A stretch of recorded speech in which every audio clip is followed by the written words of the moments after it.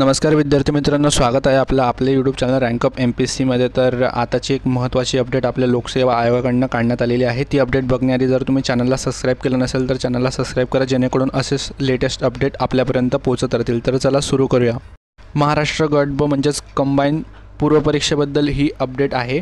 तर मूळ जाहिरात 29 जुलै 2025 रोजी आपली प्रसिद्ध करण्यात आली होती। याच्यात एकूण 282 रिक्त पदं होते आणि आताच्या जाहिरातीनुसार गृह विभागाकडून पोलीस उपनिरीक्षक पदांसाठी अतिरिक्त 392 पदांची ही मागणी करण्यात आलेली आहे आणि एकूण पदे आता 674 असणार आहेत आणि 674 पदांसाठी ही भरती प्रक्रिया आता राबवली जाणार आहे। आता तपशीलवार आपण बघूया पोलीस उपनिरीक्षक पदांसाठी काय दिलेले आहे। तर एकूण पदे आहे 392। आरक्षणानुसार आपण बघूयात, अनुसूचित जातीसाठी 31, अनुसूचित जमातीसाठी 43, इतर मागासवर्गीयांसाठी 83, आर्थिकदृष्ट्या दुर्बलांसाठी 39 आणि अराखीव वर्गासाठी 110। आणि यासाठी तुम्ही जाहिरात महत्त्वाची आहे वाचणं, तर ती जाहिरात तुम्ही वेबसाईटवर जाऊन वाचा। वेबसाईटची लिंक डिस्क्रिप्शनमध्ये दिलेली आहे। वयोमर्यादेबद्दल बघूया। वय मोजण्याचा दिनांक 1 नोव्हेंबर 2025 असणार आहे। किमान वय 19 वर्षे, कमाल वय 31 वर्षे ओपन कॅटेगरीसाठी आणि इतर मागासवर्गीयांसाठी देखील आपल्याला सूट देण्यात आलेली आहे। ती आपण जाहिरातीमध्ये सविस्तररित्या वाचू शकता।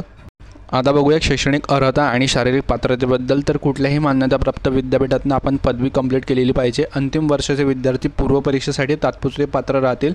मराठी भाषेचे ज्ञान असणे आवश्यक आहे। शारीरिक पात्रता पुरुषांसाठी काय आहे, तर किमान 165 सेंटीमीटर उंची हवी आहे। छाती न फुगवता 79 सेंटीमीटर आणि फुगवण्याची क्षमता किमान 5 सेंटीमीटर ही असली पाहिजे।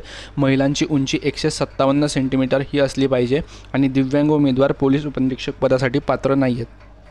आता बघूयात काही महत्त्वाच्या सूचनांबद्दल। तर अर्ज सादर करताना सर्व आवश्यक कागदपत्रे अपलोड करणे अनिवार्य आहे। परीक्षा शुल्क विहित दिनांकांपर्यंत भरणे आवश्यक, अन्यथा अर्ज अवैध मानला जाईल। मूळ जाहिरातीतील इतर सर्व अटी व शर्ती कायम राहतील, म्हणजे जी 29 जुलैला जी प्रसिद्ध करण्यात आली होती जाहिरात, त्याच्यातील अटी व शर्ती ह्या कायम राहतील। आणि सविस्तर माहितीसाठी आयोगाच्या संकेतस्थळाला भेट देणं हे गरजेचं आहे आणि तेथील जाहिरात वाचणे देखील गरजेचं आहे। तर भेटूया पुढच्या व्हिडिओमध्ये। जय हिंद, जय महाराष्ट्र।